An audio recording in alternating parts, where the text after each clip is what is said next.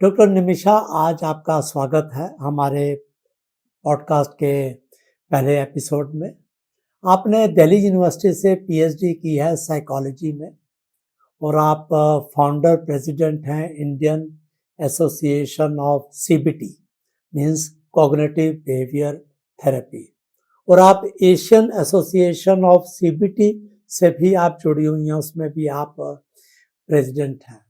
और हम ये देख रहे हैं कि आज के दिन इसकी सीबीटी की रेलेवेंस जो है वो बहुत बढ़ती जा रही है, इसलिए क्योंकि मेंटल हेल्थ क्राइसिस जो है एक टाइम पे लगता था कि लोगों को यस प्रॉब्लम हो रही है, बट अब बहुत ज़्यादा वाइड स्प्रेड हो रही है और ऑल ओवर द वर्ल्ड जो है इसको अब माना जा रहा है कि एक फुल ब्लोन क्राइसिस के रूप में जो है ये मेंटल हेल्थ प्रॉब्लम्स अराइज हो रही है।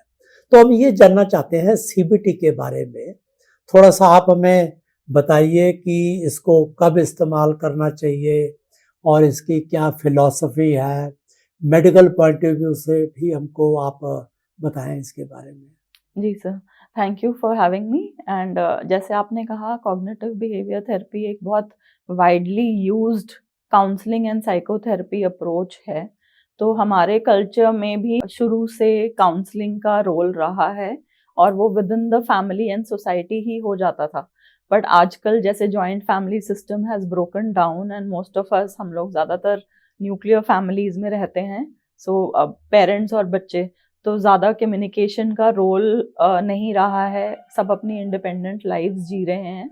और ऐसा पूरी दुनिया में देखा जा रहा है कि people are becoming more and more individualistic. उनका कम्युनिटी और फैमिली से कनेक्शन जो है कम हो गया है पहले के मुकाबले। सो कॉग्निटिव बिहेवियर थेरेपी जो है ये WHO वर्ल्ड हेल्थ ऑर्गेनाइजेशन ने प्रिस्क्राइब की हुई है as an evidence based therapy.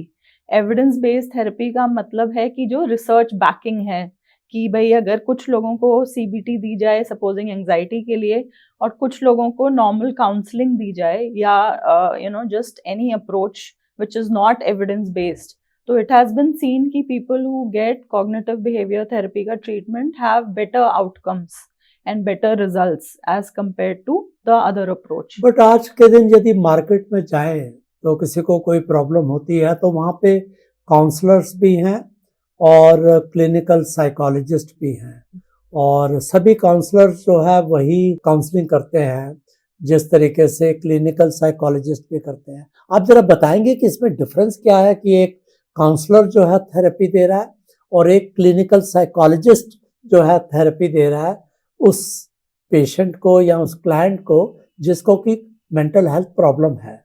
Ji sir, ये बहुत ही अच्छा सवाल है जो आपने कहा, और बहुत सारे लोगों को इसके बारे में अवेयरनेस नहीं है, वो नहीं जानते हैं कि क्या फ़र्क है दोनों में। तो अगर आप मेंटल हेल्थ को देखें तो मेंटल हेल्थ इज़ अ कंटिन्यूअम। ऐसा नहीं हम कह सकते कि आप मेंटली हेल्दी हैं या मैं मेंटली हेल्दी नहीं हूँ। It is a matter of grey, not black and white. तो अगर आप एक तरफ मेंटल हेल्थ देखें और एक तरफ मेंटल इलनेस, तो जैसे मेंटल इलनेस बढ़ती जाती है तो उसे हम क्लिनिकल कहते हैं कि भाई आपको हॉस्पिटलाइजेशन या ट्रीटमेंट की ज़रूरत है, तो वो क्लिनिकल की तरफ आ जाती है। तो mental disorders, severe psychological problems उस तरफ आ जाते हैं। और जैसे जैसे हम नॉर्मल अप्स एंड डाउन्स की, कई कई बार मेरा मूड ठीक नहीं है या मुझे उदासी महसूस हो रही है या घबराहट महसूस हो रही है, बट फुल फ्लेजेड वो पूरी तरह से डिसऑर्डर नहीं है या पूरी तरह से सिवियर प्रॉब्लम नहीं है, तो वो एवरीडे लाइफ इश्यूज या साइकोलॉजिकल इश्यूज में आ जाता है। और उसके साथ साथ आप बढ़ते जाते हैं टुवर्ड्स मेंटल हेल्थ की वेलबींग और अच्छी सोच होना, पॉजिटिविटी की तरफ। तो ये दोनों साइड अगर आप देखें तो जो क्लिनिकल साइकोलॉजिस्ट हैं और साइकाइट्रिस्ट हैं वो ज़्यादातर क्लिनिकल प्रॉब्लम से डील करते हैं जो कि ज़्यादा सिवियर हैं in terms of going towards a mental illness. तो जो साइकाइट्रिस्ट हैं उनके पास MBBS डिग्री होती है, वो मेडिकल डॉक्टर्स कहलाते हैं और उनका स्पेशलाइजेशन मेंटल हेल्थ और इलनेस में है, और वो दवाई मोस्टली मेडिसिन के थ्रू ट्रीटमेंट करते हैं। तो थेरेपी भी वो लोग करते हैं बट उनके फील्ड में मेडिसिन का ज़्यादा रोल है। जबकि जो क्लिनिकल साइकोलॉजिस्ट हैं वो भी मेंटल इलनेस और डिसऑर्डर्स से डील करते हैं ऑफ द माइंड, बट वो लोग टॉकिंग थेरेपीज यूज करते हैं क्योंकि उनकी ट्रेनिंग होती है ज़्यादातर PhD डॉक्टर्स या मास्टर्स साइकोलॉजी में, जैसे मेरा रहा है, तो वो लोग जो है टॉकिंग थेरेपीज या बात करने के द्वारा लोगों की प्रॉब्लम समझना और उसका हल निकलवाना उनसे ही। बट ये आज के दिन जब प्रॉब्लम होती है लोगों को, तो उनको ये समझ नहीं आता कि वो साइकाइट्रिस्ट के पास जाए या मेडिसिन के जो डॉक्टर हैं उनके पास, या थेरेपिस्ट, काउंसलर्स, क्लिनिकल साइकोलॉजिस्ट। ये थोड़ा सा बताएंगे हमें कि किस जी किस स्टेज पर किसके पास जो है वो जाना चाहिए। बिल्कुल सर। तो एक तो इंडियन सिनेरियो में अभी बहुत ज़्यादा क्लैरिटी नहीं है, क्योंकि क्लिनिकल साइकोलॉजिस्ट ज़्यादातर क्लिनिक्स और हॉस्पिटल्स में बैठते हैं या उनकी प्राइवेट प्रैक्टिस होती है, और जो काउंसलर्स हैं उनके भी अपने क्लिनिक्स हैं, वो ऑर्गेनाइजेशंस जैसे सोशल ऑर्गेनाइजेशंस या स्कूल्स या एनजीओज उसमें ज़्यादा काम करते हैं।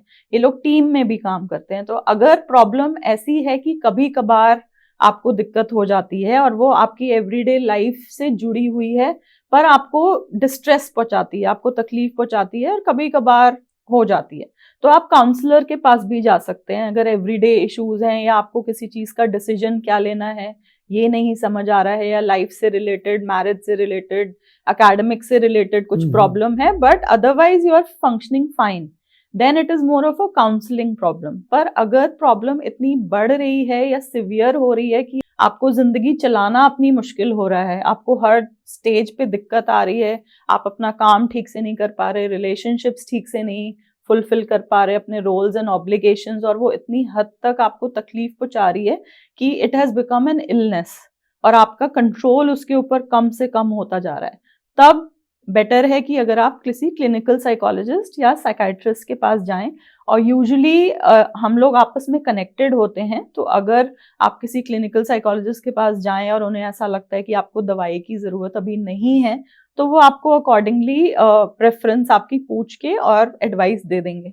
और अगर ज़रूरत होगी तो उनके नेटवर्क में साइकाइट्रिस्ट होते हैं, तो वो आपको रेफर कर देंगे। सिमिलरली विद साइकाइट्रिस्ट, अगर उनको ऐसा लगता है कि भाई मेडिसिन की ज़्यादा ज़रूरत है तो वो आपका ट्रीटमेंट शुरू कर देंगे। बट बहुत सारी हेल्थ ऑर्गेनाइजेशंस जो हैं उन्होंने कॉम्बिनेशन प्रिस्क्राइब किया है कि जैसे cognitive behaviour therapy plus medication is considered to be most beneficial. एक बहुत धारणा है लोगों में कि यदि आप किसी डॉक्टर के पास, आई मीन साइकाइट्रिस्ट के पास चले जाओगे तो जिंदगी भर दवाई खानी पड़ेगी, और यदि आपको कोई मेंटल हेल्थ प्रॉब्लम है तो जिंदगी भर का जो है वो आप डॉक्टरों के चक्कर लगाते रहिए। जैसे फॉर एग्जांपल किसी को नींद नहीं आती और वो चले गया किसी साइकाइट्रिस्ट के पास, तो वो इमीडिएटली जो है वो मेडिसिन प्रिस्क्राइब कर देंगे। पता चला कि 2-4 महीने में वो मेडिसिन की जो डोज दी है स्लीपिंग पिल की वो कम पड़ गई, उससे अब नींद नहीं आ रही, अब वो डोज बढ़ा रहे हैं। तो एक विशियस सर्कल में जो है इंसान फंस जाता है। तो ये किस हद तक सही है कि आप साइकाइट्रिस्ट के पास चले गए तो आपको जिंदगी भर दवाई खानी पड़ेगी? जी सर, इसमें कुछ सच्चाई है और पूरी तरह नहीं भी।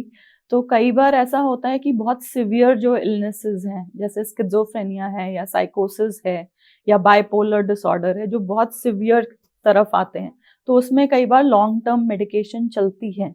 एंड जो लेस सिवियर प्रॉब्लम्स हैं उसमें डोसेज चेंज होता रहता है डिपेंडिंग ऑन योर सिम्टम्स। तो ऐसा नहीं है कि लाइफ लॉन्ग ही हर चीज़ के लिए आपको दवाई खानी पड़ती है। But some medicine are addictive. कुछ मेडिसिन ऐसी होती हैं या साइकोलॉजिकली आपको ऐसा लगता है कि आप उसके अधीन हो गए हैं, उसको डिपेंड हो गए हैं उसके ऊपर। तो इसका सबसे अच्छा तरीका इज अ होलिस्टिक ट्रीटमेंट, जिसमें आप कुछ चीज़ें लाइफस्टाइल चेंजेस भी लाइए, कुछ काउंसलिंग साइकोथेरेपी से भी हैंडल करिए और कुछ मेडिसिन से हैंडल करें। तो जब ये कॉम्बिनेशन होता है हर चीज़ का, और जो पेशेंट है वो खुद की भी ओनरशिप लेता है कि भी मेरी भी जिम्मेदारी है चीज़ें ठीक करना, जस्ट डॉक्टर के ऊपर डिपेंड होना या मेडिसिन के ऊपर डिपेंड होना इज नॉट इनफ। तो कहने का मतलब ये है कि यदि ज़्यादा प्रॉब्लम हो रही है किसी को तो कॉम्बिनेशन चलेगा, and that is the best course of action कि आप दवाई भी लें यदि सिम्टम्स बहुत ज़्यादा सीवियर हैं, उसके साथ साथ आप सीबीटी या काउंसलिंग सेशन लें ताकि आपका थिंकिंग पैटर्न यदि सही नहीं है तो वो ठीक हो सके।